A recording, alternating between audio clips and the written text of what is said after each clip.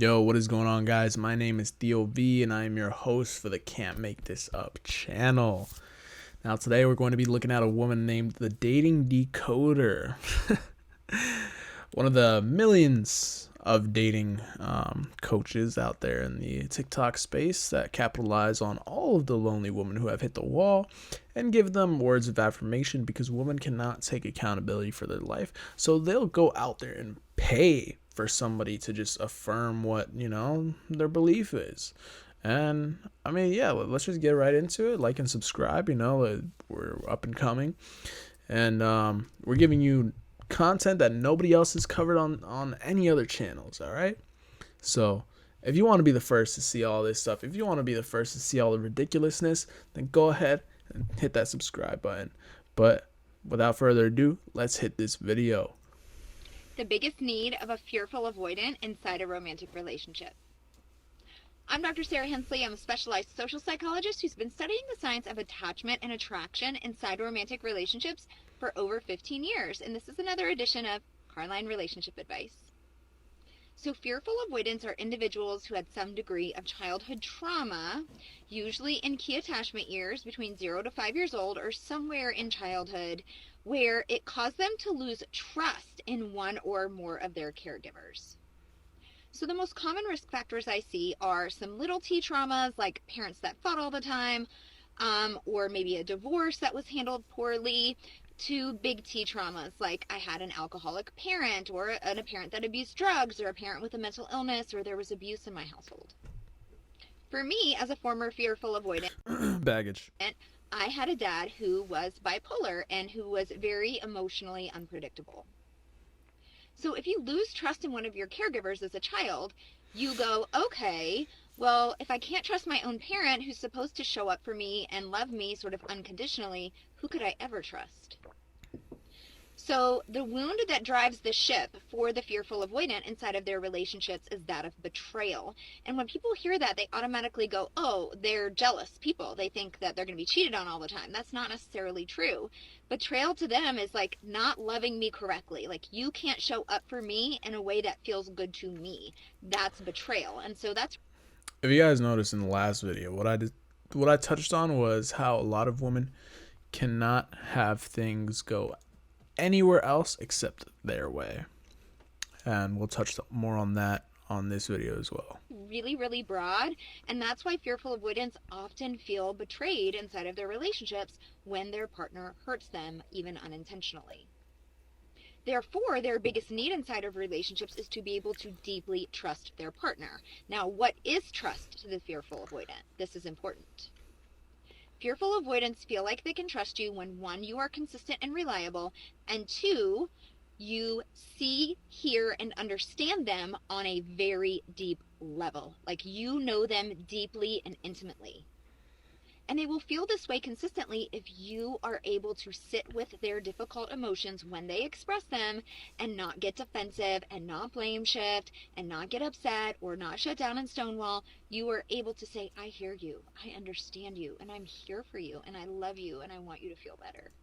So basically, when you accept all the baggage and affirm them in their beliefs, not help them go through it so they stop acting that way.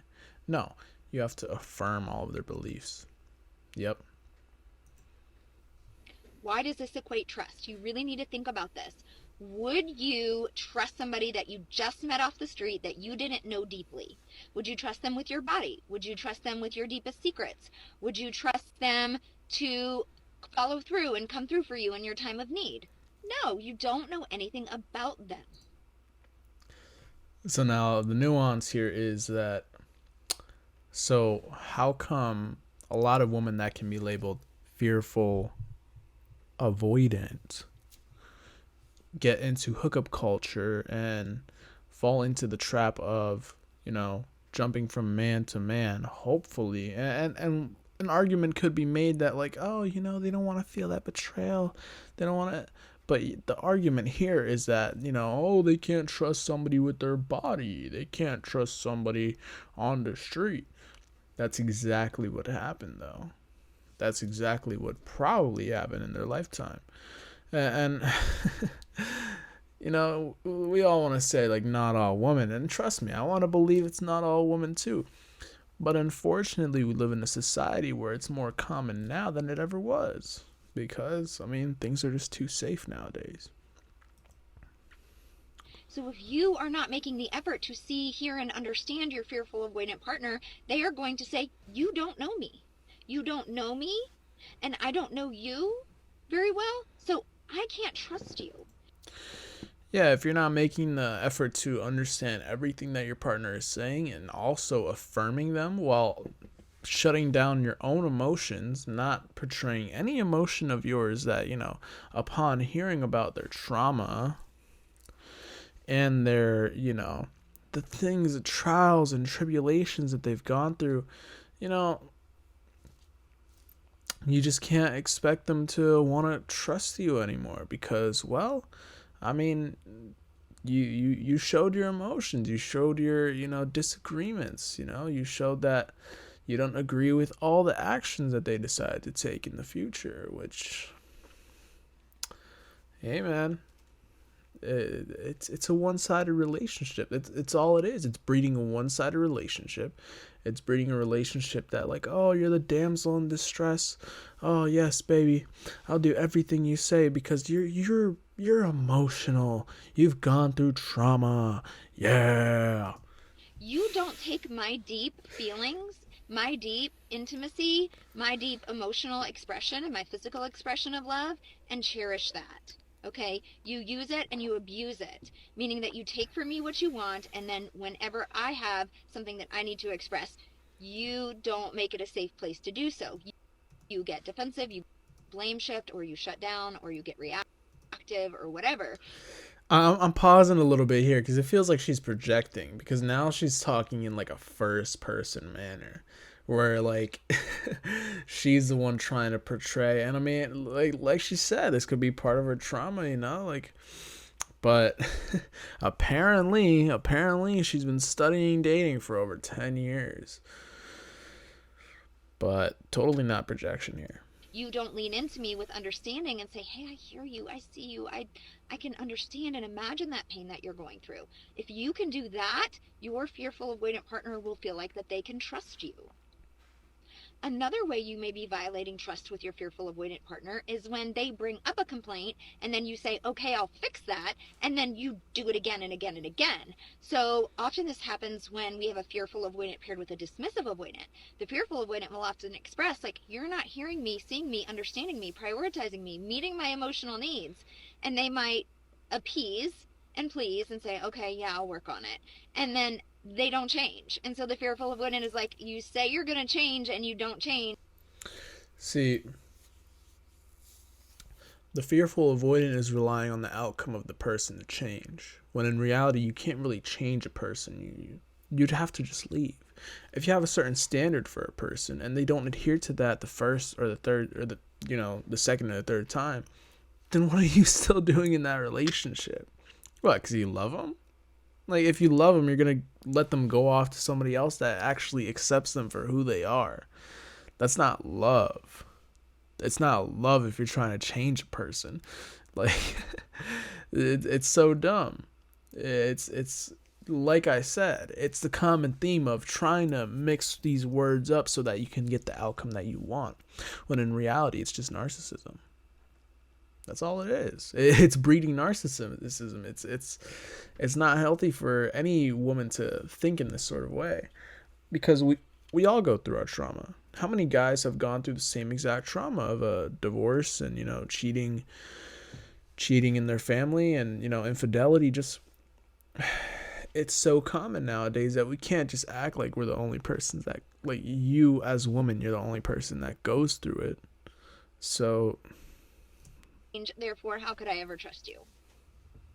So fearful avoidants often find themselves in relationships with people that betray their trust in that way, that don't see them, that don't hear them, that don't understand them, or maybe even directly and very significantly violate their trust with maybe infidelity or false promises.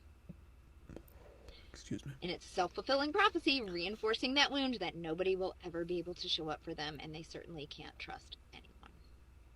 If you like my content, please run right now and click the link.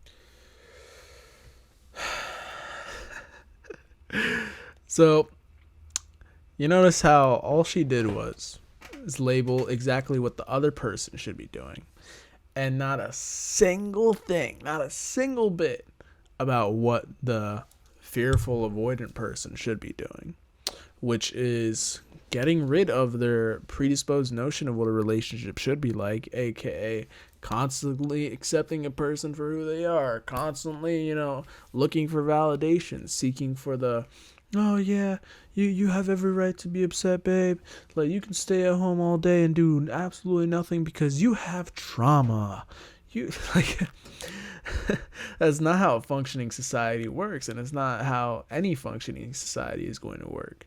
If we continue down a path where we just accept women for every single fault that they have, and like she said it herself, like there's deep rooted trauma, and it's not something that anybody else can fix except yourself, as long as you want to fix it. And does it really sound like these women want to fix it? Personally, does it actually sound like these women want to fix it? Because, yeah, no. I mean, does she say anything of meaning here? Link in my bio and follow me on Instagram, Facebook, and YouTube, because we may wake up one day and this is just taken from us and you'll never see my content again. So please go do that to make sure. Yeah, right. This is the shit that's pushed out and monetized, baby. This channel right here, that's what's gonna be fucking banned. Yeah, but I mean, hey guys, that's the end of the video. Like I said, if you don't want to, if you want to support the channel, just give it a like and a subscribe. That's all you gotta do. It's completely free. Like, what are you waiting for, man? But my name's Theo V. I'm the host of the Can't Make This Up channel. Hope you enjoyed. Let me know in the comments what you think about this woman. Let me know what you think about everything she said, everything I said. If you think I'm right, if you think she's wrong, if you think she's right, if you think I'm wrong. Listen, just leave a comment. Tell me what you think. It's better for the algorithm. And in the early stages of this channel, I'm definitely going to respond. So don't be afraid. Appreciate it. You guys have a good rest of your day. Peace.